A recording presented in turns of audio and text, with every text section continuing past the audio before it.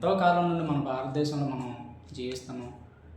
మన తండ్రులు కానీ తాతలు కానీ అలా వస్తున్నారు, మన దేశంలోనే పుడుతున్నాం, మన దేశంలోనే చనిపోతున్నాం, ఏదో జరుగుతుంది. అయితే జరిగే ఈ క్రమంలో మనకి గొడవలు, ఎవడో బయటోడు వచ్చి తీవ్రవాది అప్పుడప్పుడు బాంబులు అవి వేస్తుంటాడు, మన దేశాన్ని నష్టం కలిగిస్తుంటాడు. అవి పక్కన పెడతాం, మనలో మనం కొట్టుకొని చచ్చేది ఎక్కువ. ఇక్కడ అందరి జీవితంలో గొడవలు ఉంటాయి. ప్రతి ఒక్కరూ యవ్వనస్థంలో నుండి రావాల్సిన వాళ్ళే. ఆ యవ్వన ప్రాయంలో జరిగేవి గొడవలు ఆవేశంతో జరుగుతాయండి, చాలా ఆవేశంతో జరుగుతాయి. అవి చంపుకున్నంత వరకు కూడా ఒక్కసారి వెళ్ళిపోతుంటాయి. అవి ఆలోచన తక్కువ ఉంటుంది. అలాగే పెద్దవారు కూడా ఇప్పుడు యుక్త వయసులో జరిగిందంటే తప్పండి, తప్పు వాళ్ళకి తెలియదు, అంత ఆలోచన వాళ్ళకి ఉండదు. జరిగిపోయిన తర్వాత వాళ్ళు ఒళ్ళు వణికేస్తుంది ఆ తప్పుని తలుచుకొని. ఎక్కడికి పారిపోదామా, ఏది చేయాలో తెలియదు వాళ్ళకి. ఒక్కసారి చచ్చిపోవడానికి కూడా, సూసైడ్ కూడా చేసుకోవడానికి అవకాశం ఉంటుంది. అలాగే వాళ్ళు చేశారంటే కొన్ని వాళ్ళకి కౌన్సిలింగ్ ఇవ్వచ్చు, లేకపోతే ఏదైనా చేయొచ్చు వాళ్ళకి. కానీ పెద్ద వాళ్ళు లాంటి వాళ్ళే నేను వీడియోస్లో చూస్తుంటాను, దేశాన్ని ఒకటి చేయాలని ఒక్కరికి చాలామంది ప్రాణాలు పెట్టి చనిపోయారు. ఈ మధ్యకాలంలో పెరిగిపోతుంది ఇది.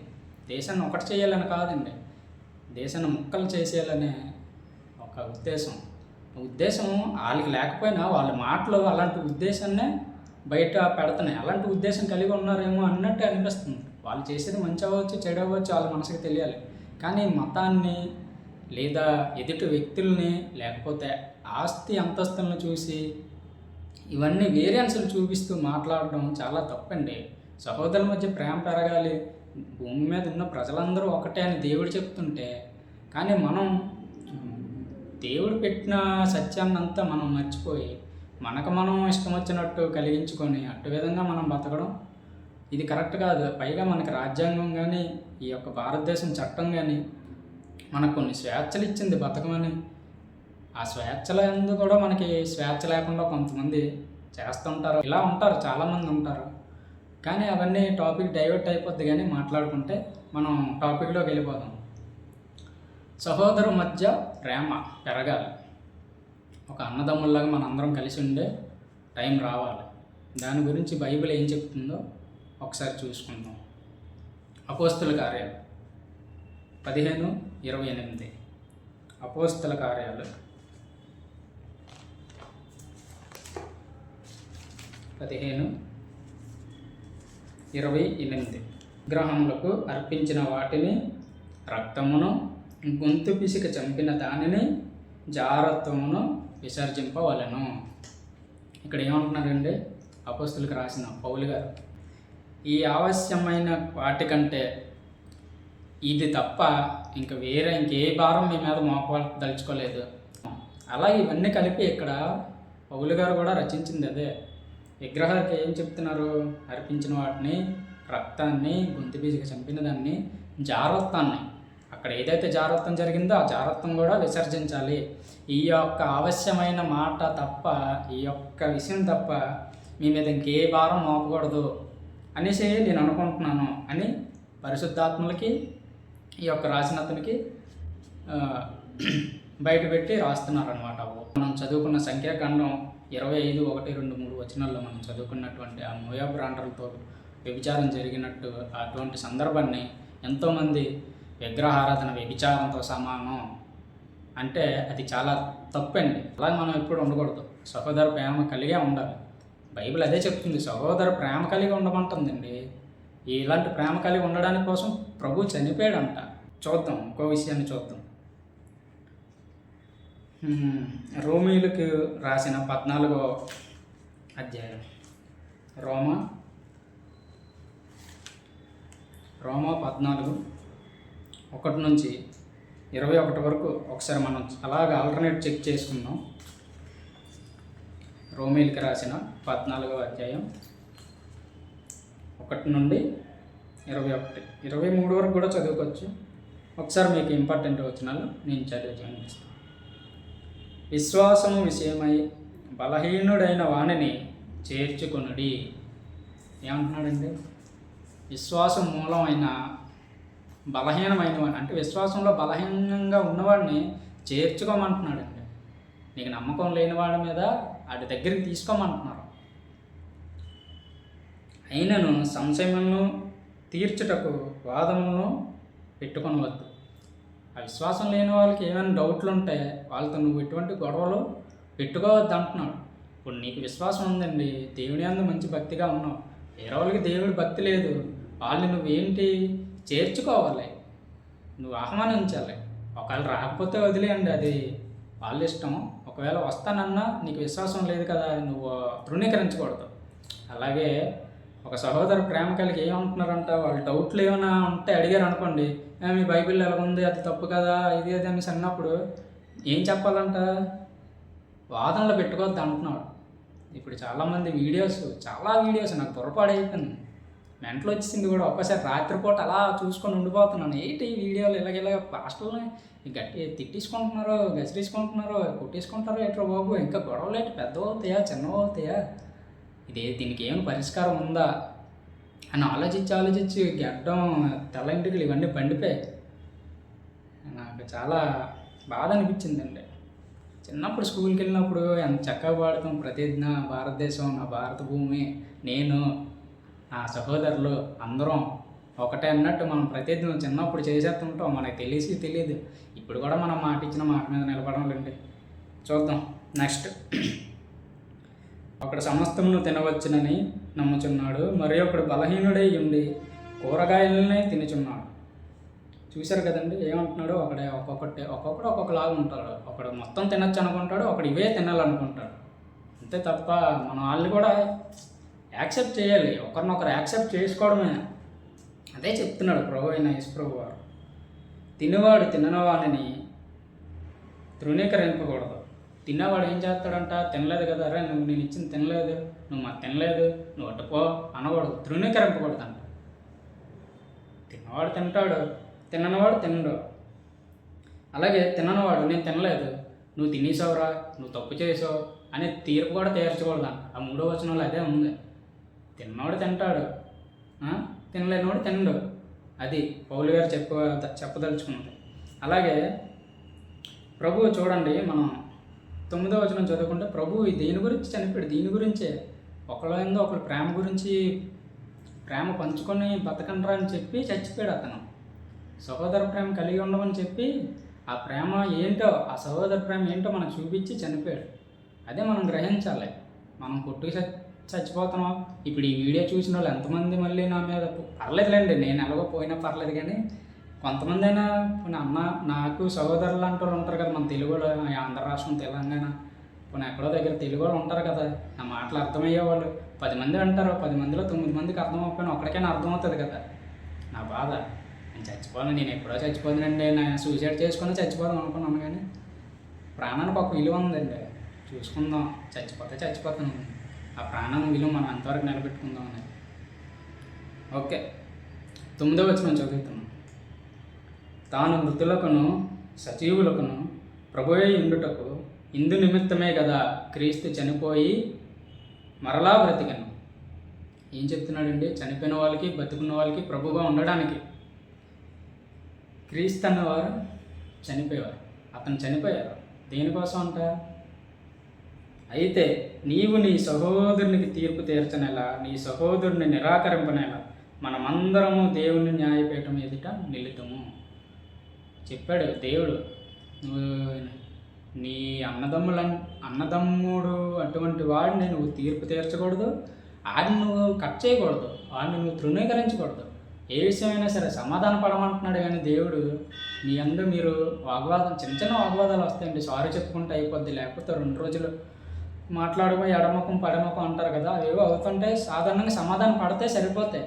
అంతేగాని కొట్టుకొని చంపుకొని మనకి వైరం పెద్దదిగా పెంచుకొని వెళ్ళిపోయినంత ఏం లేదండి భూమి మీద. మనం పుట్టిందే మట్టిలోకి వెళ్ళిపోతాం, అంతే కదండి.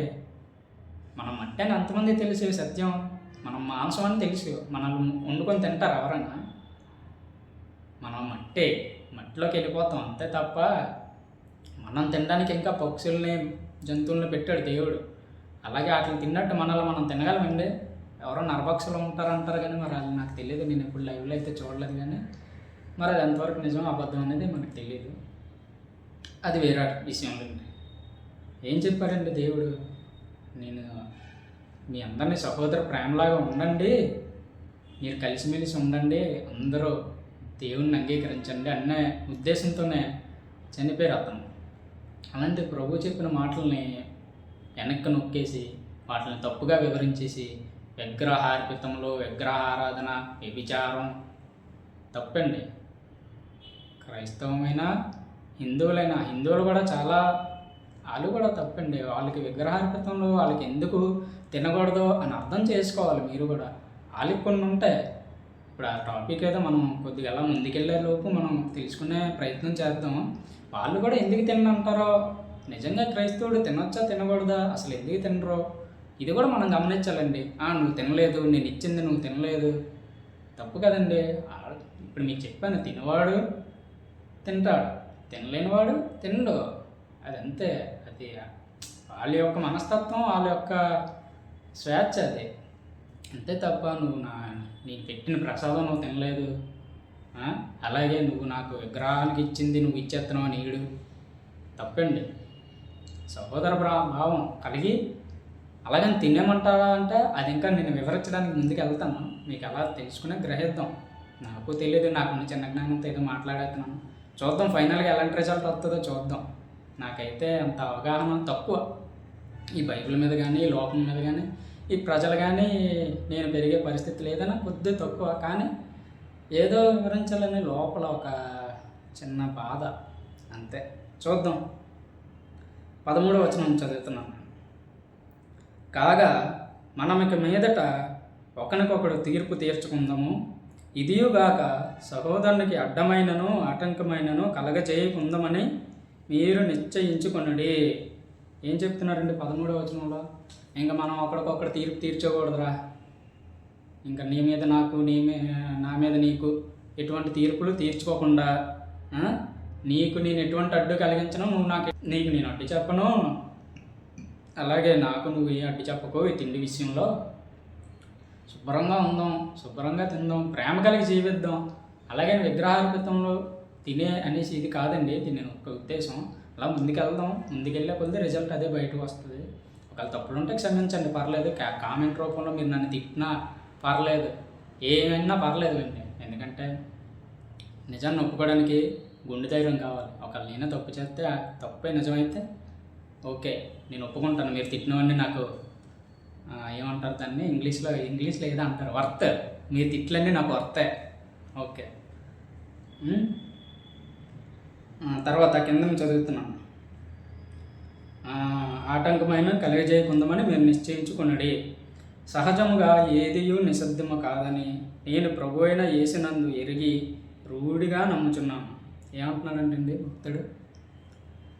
ఏదైనా తినచ్చు బాబు, ఏదైనా తినచ్చు, సమస్తము తినచ్చు, ఇందులో నిషిద్ధమైనది ఏం లేదు అన్నట్టుగా చెప్తున్నాడు. అంతేనా? కరెక్టేనా? ఇది నిషిద్ధం కాదా ఏదైనా?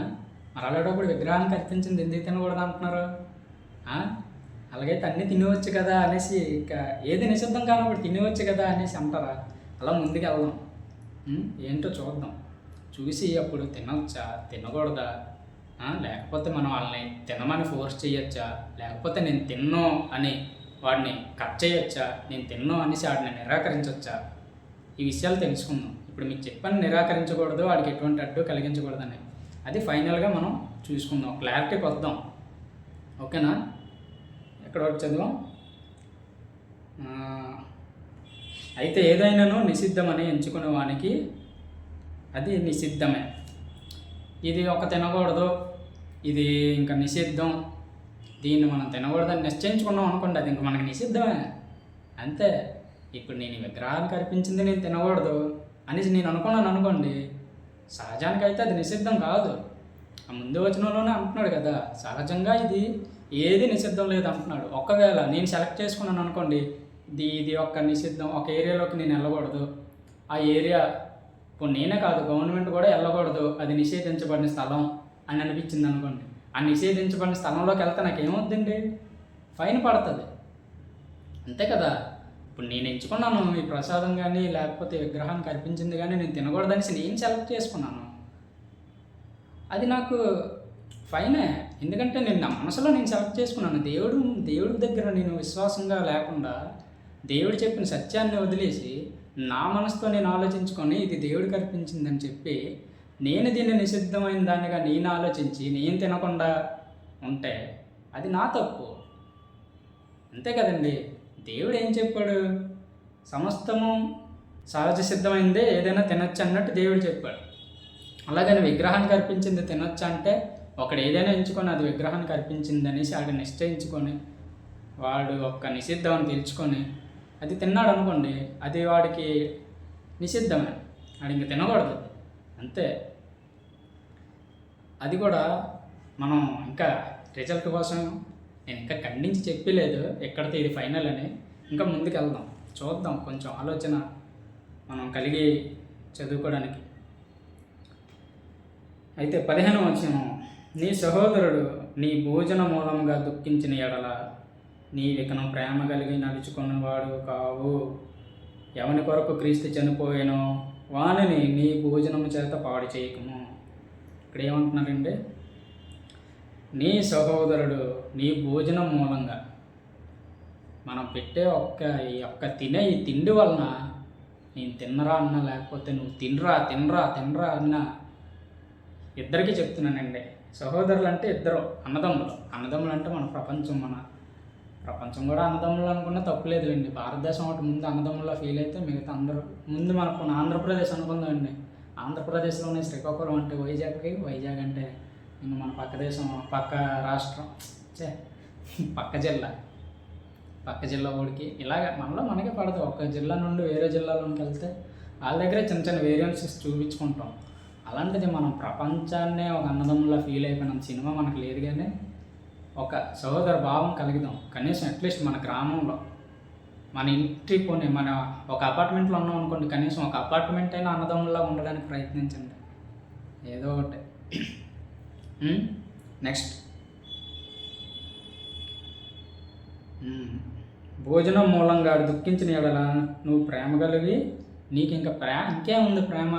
నువ్వు భోజనం దగ్గర నువ్వు కండిషన్ లాగా వాడి దగ్గర నువ్వు తినకూడదు, నేను తిన్ను, ఇలాంటి ఆటంకం కలిగించుకుని వాడిని నువ్వు తృణీకరిస్తుంటే ఇంకా మీ మధ్యన ప్రేమ ఎలా ఉంటుంది? నువ్వు మిగతాయి మనం మొట్టమొదటి ప్రకటన గ్రంథంలో చదువుకున్నాం. అబద్ధికులు కానీ, వ్యభిచారులు కానీ, పిరుగువారు కానీ, అసహ్యులు కానీ, వీళ్ళందరూ ఎక్కడికి వెళ్తారండి? ఈ యొక్క ప్రేమ నేను సింపుల్గా కట్ చేసి పడేస్తున్నావు ప్రేమ లేకుండా.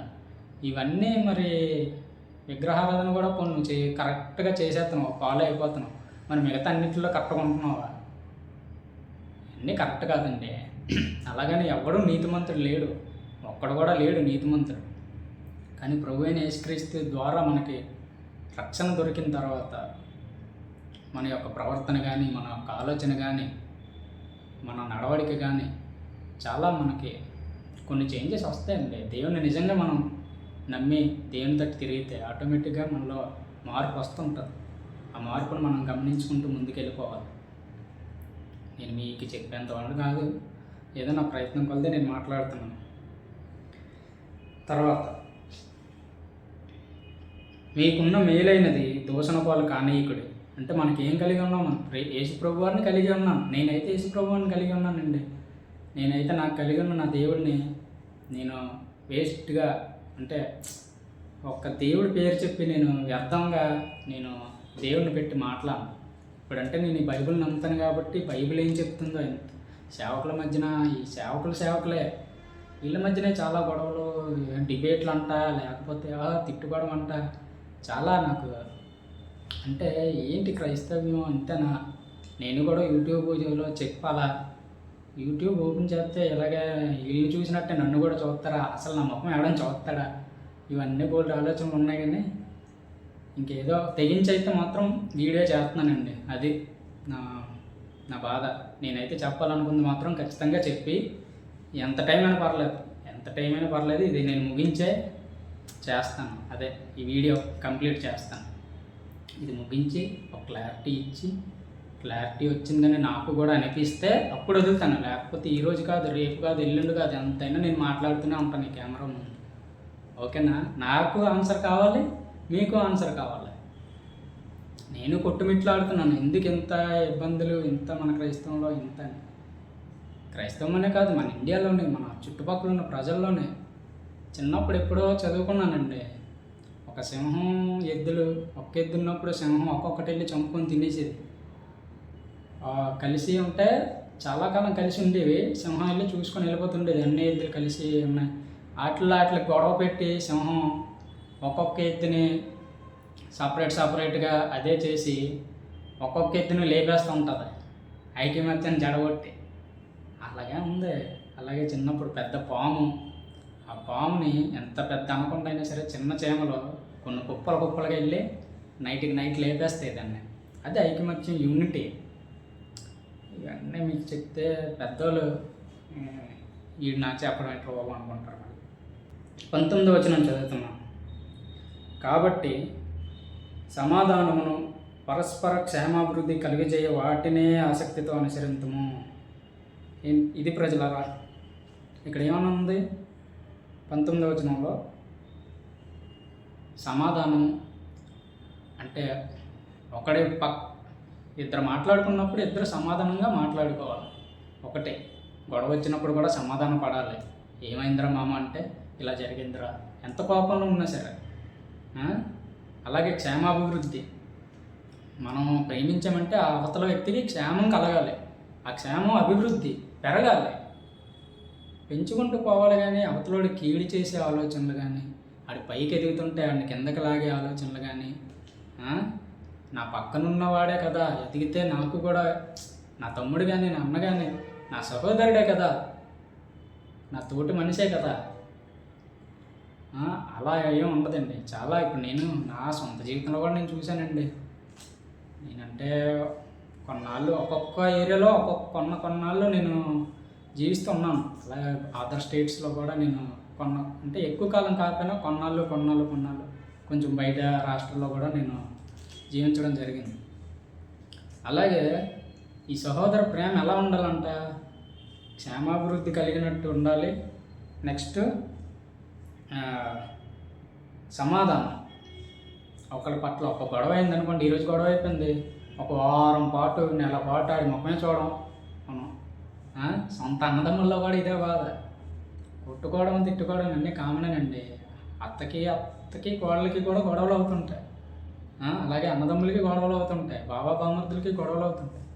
మనం సమాధానం పడినా సరే మామూలుగా మనసులో అయితే పెట్టేసుకుంటాం ఏదో ఒకటే. వీడు నాకు అలా చేశాడు ఇలా చేశాడు అని. గొడవ అయితే మనసులో ఉంటుంది, కానీ పైకి మాత్రం మాట్లాడేసి సరదాగా కలిసిపోయినట్టు నటిస్తాం. వేషధారులారా, ప్రభువు చెప్తాడు సద్దుకాయలకి, మీరు వేషధారులారా, మీరు ఇలాగ తప్పుడు బోధలు బోధిస్తున్నారు అనేసి వేషధారుల గురించి అప్పుడు సద్దుకాయలతో మాట్లాడతాడు ప్రభు. అది వేరే సందర్భం అండి. అలాంటి వేషాలు వేసుకొని, ఫేస్కి మాస్క్ వేసుకొని, గుండెల లోపల వేరే ఫీలింగ్తో పెట్టుకొని, పైకి మాత్రం చాలా ప్రేమగా మనం మేకప్ వేసుకొని, అది కరెక్ట్ కాదు. దేవుడు ఏం చెప్పాడండి? పూర్ణ మనస్సుతోనూ పూర్ణ వివేకంతోనూ ఏదైనా సంపూర్ణంగా నన్ను ప్రేమించడం కానీ ఏదైనా నీ మనస్ఫూర్తిగా చేయమన్నాడు దేవుడు. నువ్వు మామూలుగా మనసులో ఒకటి పైకి ఒకటి చేయకూడదు, అది తప్పు. 20వ వచనం చదువుతున్నాం. భోజనము నిమిత్తము దేవుని పనిని పాడు చేయకుడి. ఆ యొక్క తిండి విషయంలో, ఈ యొక్క తిండి విషయం, అది ప్రసాదం కానీ, అలాగే మన చర్చిల్లో పెట్టుకున్న ఈ యొక్క బల్ల ఏదైనా అవనాయండి.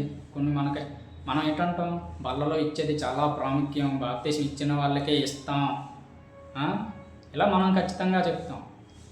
అలాగే వాళ్ళు ఏదో ప్రసాదం, వాళ్ళకి పవిత్రం. ఇప్పుడు ఏం చెప్పాడండి? తిన్నవాడు తింటాడు, తిన్నవాడు తినడు, అంతే కదా. మనం కూడా వాళ్ళకి ఇవ్వం, బాప్తీసం తీసుకున్న వాళ్ళకే ఇస్తాం. ఇదంతా ప్రభు బల్ల అనేసి మనం ఎలాగనే విశ్వసిస్తామో, వాళ్ళకి కొన్ని రూల్స్ ఉంటాయి. వాళ్ళు పవిత్రంగానే భావిస్తారు. అది వాళ్ళు అందరికీ ఇవ్వాలనుకున్నారు, అది వాళ్ళు అనుకోవచ్చు, అలాగా అందరికీ ఇవ్వచ్చు. అది పేదవాళ్ళకి కూడా రోడ్ల మీద ఎంతోమంది పంచుతుంటారండి, పొట్లాలు అవి కట్టి. నా చిన్నప్పటి నుండి నేను చూస్తున్నాను, మా ఏరియాలో రోడ్డు మీద భిక్షగాళ్ళు ఉంటే వాళ్ళందరికీ బళ్ళు మీద వచ్చి వాళ్ళకి భోజనాలు పెడతా ఉంటారు. అది అది తప్పు అంటారా? తప్పండి. అది కొన్ని అక్కడ గుడిలోనే తయారు చేస్తారు ఆ ప్రసాదం. అది చాలా తప్పండి. విగ్రహార్పితంలో అలాగని మనం తినేవచ్చా, లేకపోతే ఎవరైనా తినేవచ్చా, అది కూడా కరెక్ట్ కాదు. ఎందుకు తినకూడదు? తినకపోవడం పక్కన పెడితే మనం ఎలా బతకాలి? ఈ ప్రేమకి ఏదైనా అడ్డొస్తుందా? మనం ఏమైనా కల్పించుకున్నామా కొత్తవి అనేదే దేవుడు మనతో మాట్లాడుతున్నాడు. తర్వాత 23వ వచనం లాస్ట్, అనుమానించేవాడు తినిన ఎడల విశ్వాసం లేకుండా తినను. అంటే ఆడికి నమ్మకం లేదు, ఈ డౌట్ మీద తింటాడు. అమ్మో ఇది విగ్రహార్పితంలేమో, తింటా పెట్టాడా, నీ ఫ్రెండ్ వచ్చాడు, మామ ఇగరా తినరా అంటే టక్కమని తీసుకొని తినడమే, అంతే తప్ప మామ ఇది ఎక్కడి నుండి తెచ్చావురా, గుడిలోదా? తప్పు. అదే అంటున్నాడు దేవుడు, నువ్వు అనుమానించి తిన్నావా అది నీకు దోషమే. నిజం చెప్తున్నానండి, చాలా ఇది సత్యం బయటికి రాక ఎంతోమంది తెలుసో చెప్పలేదు, లేకపోతే నేను చెప్పేది కరెక్ట్ అని చెప్పట్లేదు. వాక్యంలో ఇంత క్లియర్గా ఉంది, ఇవన్నీ ఎందుకు చెప్పరు? పోనీ వీటిని వేరే దారిలో చెప్తారా, లేకపోతే అర్థం అవ్వకూడదని చెప్తారా? కొన్ని నిజాలను నొక్కేస్తున్నారండి. అడిగే వాళ్ళు కూడా తక్కువ మంది అయిపోయారు. క్రైస్తవాన్ని నేను ప్రశ్నించడానికని కాదు, కానీ ఇప్పుడు తెలియకుండా చెప్పకపోతే ఇటువంటి నిజాలు ఉంటాయండి. ఇది నేను చెప్పేది నిజం అనుకోవట్లేదు, మీరు చెప్పాలి అది నిజమా లేకపోతే అబద్ధమా, లేకపోతే నీకు ఏంటి తెలుసురా, అది మీకే వదిలేస్తున్నాను. ఓకే, చూశారు కదండి, విశ్వాస మూలము కానిది ఏదో అది పాపము. నీకు నమ్మకం లేకుండా తింటే అది పాపమేనండి. నిజంగా నీకు నమ్మకం లేదు, డౌట్ పడి తిన్నావు, పాపమే.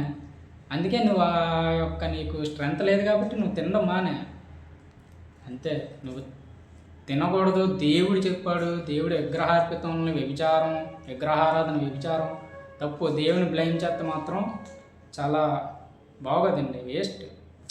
నీకు దేవుడి గురించి అలా చెప్పకూడదు. దేవుడు మనకి ఎంత స్వేచ్ఛనిచ్చాడండి. అలాంటి దేవుడిని మనం ఎవరిని కించపరచడండి. దేవుడు గొప్పవాడు. అలాగే కొరింథీయులు 8వ అధ్యాయం ఒకసారి చదువుదాం. ఇదే విగ్రహార్పితం గురించి ఉంటుంది, అది కూడా దాంట్లో ఏమైనా మాట్లాడతారో చూద్దాం ఒకసారి ప్రేమ గురించి. 1వ కొరింథీయులు 8వ అధ్యాయం 1 నుండి చదవండి. 1 నుండి, విగ్రహములకు బలిగా అర్పించిన వాటి విషయము, అక్కడ టైటిల్ అది పెట్టారు చూసారా, విగ్రహాలకు బలిగా అర్పించిన విషయము. ఇది చాలామంది చెప్తారండి, పాస్టర్ గారు చెప్తారు, వివరిస్తారు, కానీ దాని యొక్క సత్యాన్ని నొక్కేస్తారా లేకపోతే వాళ్ళు గ్రహించరా ఏంటో నాకు తెలియదు. అలాగని నేను జ్ఞానాన్ని కూడా చెప్పట్లేదండి బాబు, ఏదో నాకు తెలిసిన చిన్న పొరబట్టి నేను మాట్లాడుతున్నాను. మనమందరము జ్ఞానము గలవారం అని ఎరుగుదము. అబ్బా, మనందరికీ తెలివితేటలు ఉన్నాయి అని మనకు తెలుసు, అంతే కదండి. మనందరం తెలివైన వారమే అనేసి మనకు తెలుసు. మనిషి అంటే తెలివైనవాడు, భూమి మీద అన్నిటికన్నా తెలివైనవాడు ఎవరంటే మనిషి, అంతే కదా. నెక్స్ట్, జ్ఞానం అంటే మన యొక్క తెలివి ఉప్పొంగ చేస్తుందంట. అంటే పొంగిపోతాం మన యొక్క తెలివితేటలు. శబాస్ రావడం, శబాస్ రా, సూపర్ రమ్మయ్య, నువ్వు తెలివితేటలు నీకు చాలా మంచివి అనగానే సర్రమని వెళ్ళిపోతాం మీదకి. తర్వాత కానీ ఏం చేస్తుంది, ప్రేమ ఏం చేస్తుందంట, క్షేమాభివృద్ధికి అలా చేస్తుందంట. అంటే ఇక్కడ జ్ఞానానికన్నా ప్రేమకి ఎక్కువ పెద్దపేట వేసాడు దేవుడు. జ్ఞానం ఉంటుందండి, జ్ఞానం అందరూ జ్ఞానవంతులే. ఎవరికి ఉండాల్సిన బుర్ర ఆడుకుంటుంది, ఎవరికి ఉండాల్సిన తెలివితేటలు ఆడుకుంటాయి. కానీ ప్రేమ చాలా క్వాలిటీ అండి. క్వాలిటీ అయిన ప్రేమ యేసుప్రభు వారి దగ్గర మాత్రమే మనకి దొరుకుతుంది. అలాంటి ప్రేమ మనకి చాలా కష్టం అంటే ఇంకా మన జన్మ చాలదు అలాంటి ప్రేమ పొందాలంటే. ఎవడండి చనిపోతాడు చెప్పండి. మన ఇంట్లో వాళ్ళ కోసం మనం కష్టపడతాం, అలాగని మనకు రోడ్డు మీద ఏదో జరిగితే అది మనం యాక్సిడెంట్గా పరిగణిస్తాం. అలాంటిది తెలిసి నేను వీళ్ళ కోసం చనిపోతున్నాను కూడా తెలిసి, నిజంగా ఇదంతా వినడానికి బాగుంటుందో మరి చరిత్రలోకి వెళ్ళి చూసుకుంటే ఆ యొక్క గాయాలు కానీ అవన్నీ ఎలా తట్టుకునండి చనిపోతారు ఒక మనిషి. తన సొంత జనాంగం కోసం, సొంత జనాంగం అనే కాదండి, మొత్తం భూమి మీద ఉన్న ప్రజలందరి కోసం చనిపోయాడు అతను. సొంత జనాంగం చేతిలో చనిపోయాడు, అంతే కదా. పుట్టిన ఊరు వాళ్ళు, ఆ సరౌండింగ్ ఏరియాస్ వాళ్ళే కదా తనకి శిక్ష విధించారు. అది ఏమంటున్నారు, ప్రేమ క్షేమాభివృద్ధి కలగజేయండి. నాకు అది తెలుసురా, నాకు ఒక విషయం తెలుసు అనేసి అనుకున్నాడు అనుకోండి, ఆడికి ఏం తెలియదు అంట. అక్కడ చూడండి, చదవండి. ఒకడు తనకి ఏమైనా తెలియను అనుకుని ఉంటే తాను తెలుసుకోవలసినట్టు ఇంకనూ ఏమీ తెలుసుకున్న వాడు కాడు. ఆడికి ఒకటి తెలుసు, నాకే తెలుసు అనేసుకున్నాం అనుకోండి, మనకేం తెలియదు అనుకోవాలంట. అంతే కదండి, అక్కడ వచ్చిన అదే చెప్తుంది, నాకు అదే విషయం తెలుసు చాలు అంటే ఆడికి అసలు ఏం తెలియదు. ఇంకా తెలుసుకోవాల్సింది చాలా ఉంది, నాకు చాలా ఉంది, నేను తెలుసుకోవాలి. అందుకే ఈ ఛానల్ పేరు కూడా ఫైండింగ్ ట్రూత్, అంటే నిజాన్ని అన్వేషిస్తున్నాను నేను కూడా, నాకు నిజం కావాలి. నెక్స్ట్, కాబట్టి విగ్రహములకు బలిగా అర్పించిన వాటిని తినుట విషయం. నెక్స్ట్ కిందన, లోకమందు విగ్రహమును ఒట్టిదనియు ఒక్కడే దేవుడు తప్ప వేరొక దేవుడు లేడనియు ఎరుగుదము. ఏమంటుందండి, ఇంత జ్ఞానం ఉంది, ఇంత జ్ఞానం ఉంది, నీకు అన్ని విషయాలు తెలిసిపోతున్నాయి. అలాంటప్పుడు దేవుడు ఒక్కడే అనే విషయం నువ్వు తెలుసుకోవాలి. ఒక్కడే కదా దేవుడు ఉంటాడు కదా, ప్రపంచాన్ని కానీ సృష్టిని కానీ అన్నిటిని నిర్మించిన వాడు ఒక్కడే కదా దేవుడు. మరి అలాంటి విషయాన్ని నువ్వు ఎందుకు తెలుసుకోలేకపోతున్నావు? సరే, ఏడవ వచనం, అయితే అందరి యందు ఈ జ్ఞానం లేదు. అయితే అందరికీ జ్ఞానం లేదు. దేవుడే చెప్తున్నాడు కదా, అందరికీ జ్ఞానం లేదు. ఒక్కడే దేవుడిని నమ్మే జ్ఞానం అందరికీ లేదు. అందుకు గొడవ. అయితే అందరి యందు ఈ జ్ఞానం లేదు. కొందరు ఇదివరకు విగ్రహమును ఆరాధించిన వారు కనుక తాము భుజించు పదార్థములు విగ్రహమునకు బలి ఇయ్యబడినవని ఎంచి భుజించుదురు. ఏమంటున్నాడు, ఇంతవరకు ఈ జ్ఞానం అందరికీ లేదు. ఇదివరకు విగ్రహారాధన ఆరాధించిన వారు కనుక తాము భుజించు పదార్థములు విగ్రహాలకు బలి ఇచ్చినవని ఎంచుతారంట, అంటే సెలెక్ట్ చేస్తారు. ఇవి మా దేవుడికి విగ్రహారాధనలో నేను ఉన్నానండి, ఈ దేవుడికి పెట్టారు, ఇవి నేను తింటాను అనే ఒక ఆలోచన. పురాతన కాలం నుండి కూడా విగ్రహారాధన ఉంది. ఆ విగ్రహారాధన బలులు అర్పించారు అనుకోండి, ఆ బలులు అర్పించింది వాళ్ళు ఏమనుకుంటారు, వాళ్ళ విగ్రహాలకు బలి ఇచ్చింది కాబట్టి వాళ్ళు అవి తినాలి అనుకుంటారు. అంతేనా? అంతే కదండి. ఇప్పుడు వాళ్ళు ఇచ్చిన బలి వాళ్ళు తింటారు. నెక్స్ట్, తర్వాత ఇందువలన, నెక్స్ట్ కంటిన్యూషన్, ఇందువలన వారి మనస్సాక్షి బలహీనమైనదై అపవిత్రమగుచున్నది. ఏం చేస్తున్నారు, ఆ విగ్రహాలు వద్దని దేవుడు ముందే చెప్పాడు కదండి, విగ్రహాలు వద్దు, విగ్రహాలు అర్పితంగా తినకండి, దాన్ని జాగ్రత్తలోకి వెళ్ళకండి అనేసి అప్పటి నుండి కొంతమంది ఉన్నారు. కాబట్టి వాళ్ళు ఏం చేస్తున్నారు, ఆ విగ్రహాలకు పెట్టింది అప్పటి నుండి అలా ఆచరింపుకొని వస్తున్నారు. కాబట్టి అది పెడితే అది వాళ్ళ దేవతలకు పెట్టారు అనుకొని అది తిని అదే దేవుడు. ఇప్పుడు వాళ్ళ విశ్వాసం అదే ఇంకా అక్కడే ఉంది. అందువలన వాళ్ళు ఏమనుకుంటున్నారు, దేవుడిని పక్కన పెట్టి బలహీనం అవుతున్నారు. అంతే కదండి. దేవుడు లేకపోతే బలం ఎక్కడ ఉంటుంది? దేవుడిని నమ్ముకున్నవాడు బలంగా ఉంటాడు. నువ్వు సృష్టిని మళ్ళీ తప్పుగా అనుకోకండి, ఎవరికైనా ఒకలాగే నాకు చెప్తున్నాను. వాళ్ళు వీళ్ళు ఎవరు నాకు ఎక్కువ కాదు తక్కువ కాదు, అందరూ ఒకటే మనం. తర్వాత 8వ వచనం, భోజనమును బట్టి దేవుని ఎదుట మనము మెప్పు పొందము, తినకపోయినందున మనకు తక్కువ లేదు, తిననందున మనకు ఎక్కువ లేదు. ఏమంటున్నాడండి, కేవలం ఈ ఫుడ్ వల్ల నువ్వు దేవుడి దగ్గర నువ్వు కఠినంగా తినకుండా ఉండిపోతే నువ్వేమీ ఏంటది ఏమంటారు, మంచి విశ్వాసం అయిపోవు.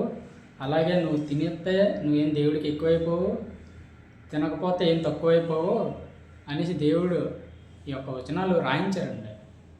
మన కోసమే, మనకు అర్థం అవడానికి రాశారు. కానీ మనం అటు తిప్పుతాం ఇటు తిప్పుతాం, చాలా దీనికి అర్థాలు కూడా తీస్తుంటాం. చాలా తప్పండి. నేనే తప్పు చెప్తున్నానేమో, నా మనస్సాక్షి నాకు తర్వాత మాట్లాడుతుందిలేండి. ఓకే. 9 కంటిన్యూ చదువుతున్నాను. అయినను మీకు కలిగి ఉన్న ఈ స్వతంత్రం వలన బలహీనులకు అభ్యంతరం కలగకుండా చూచుకున్నాడు. మనకు ఒక ఫ్రీడమ్ ఇచ్చాడు దేవుడు. ఏ ఇచ్చాడు? సమస్తము తినమని, అంతే కదా. మరి పేతురు గారికి ఒక దర్శనంలో ఇస్తాడు. దర్శనంలో సమస్త పక్షులు అన్నీ, జంతువులు, పక్షులు, పశుపక్షాదులు అన్నీ ఇచ్చి చంపుకొని తినమంటాడు పేతురు గారికి దర్శనంలో నుండి. అది వేరే విషయం. మరి అన్నీ తినడానికే కదా భూమి మీద మనకు పెట్టింది. అలాంటి ఫ్రీడమ్ మనకి ఇచ్చినప్పుడు మనం ఒక్క తిండి విషయం వల్ల ఆ యొక్క ఫ్రీడమ్ని మనం ఈ మనస్సాక్షి అవతల వ్యక్తి మనసుని గాయపరిచేలా మనం చేసుకోకూడదండి. దేవుడు అదే చెప్తున్నాడు, ప్రేమించమనే చెప్తున్నాడు. తర్వాత 11 చదువుతున్నాను. అందువలన ఎవని కొరకు క్రీస్తు చనిపోయినో ఆ బలహీనుడైన నీ సహోదరుడు నీ జ్ఞానము బట్టి నశించను. మనకున్న తెలివి బట్టి అంటే మన సహోదరుడు చచ్చిపోతాడంట. అంతే కదండి, ఇక్కడ వచ్చిన అదే చెప్తుంది. మనకున్న జ్ఞానం బట్టి అది చచ్చిపోతాడు. మన జ్ఞానం ఏంటి చెప్పాలా? మన జ్ఞానం ఇప్పుడు అది బాధపడతాడండి.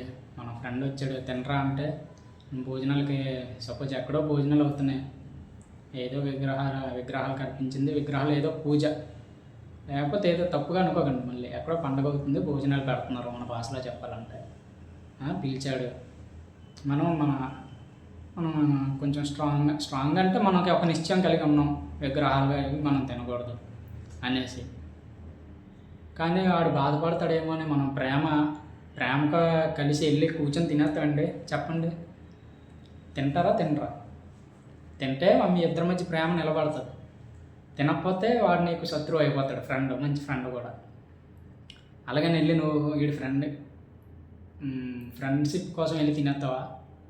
తినడం వల్ల నువ్వు చేసిన పెద్ద తప్పు ఇంకోటి ఉంది. అదే చెప్తున్నాడు దేవుడు. నీ ఫ్రెండ్ కోసం నువ్వు వెళ్ళి తినేస్తావు, ఓకే. చాలామంది నువ్వు విశ్వాసంలో చాలా ఒక గొప్ప స్టేజ్లో ఉన్నావు అంటే, దేవుడి తెలుసుకొని నిన్ను చూసి ఇంకో 10 మంది మారే రేంజ్లో నువ్వు ఉన్నావు, అంతే కదా. బతికితే ఇక ఈ అన్నలాగా బతకాలి. నిన్ను చూసి కొందరు మారు మనసు పొందే అవకాశం ఉంటుంది. అలాంటి టైంలో నువ్వు వెళ్ళి ఆ భోజనాల్లో నీళ్ళు కూర్చొని తిన్నావు అనుకో, నీ సహోదరుడి ప్రాణం నువ్వు తీసినట్టే. అదే చెప్తుంది ఇక్కడ లేఖనం. కొన్ని ఆలోచించుకోవాలండి. ఎవరికి దేవుడైతే ఎవరు మనల్ని తన్నుకొని చచ్చిపోమని చెప్పలే.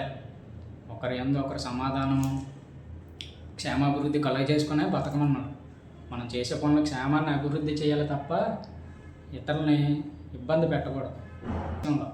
అంతే తప్ప మనిషిని దూరం చేసుకోమని చెప్పట్లేదు.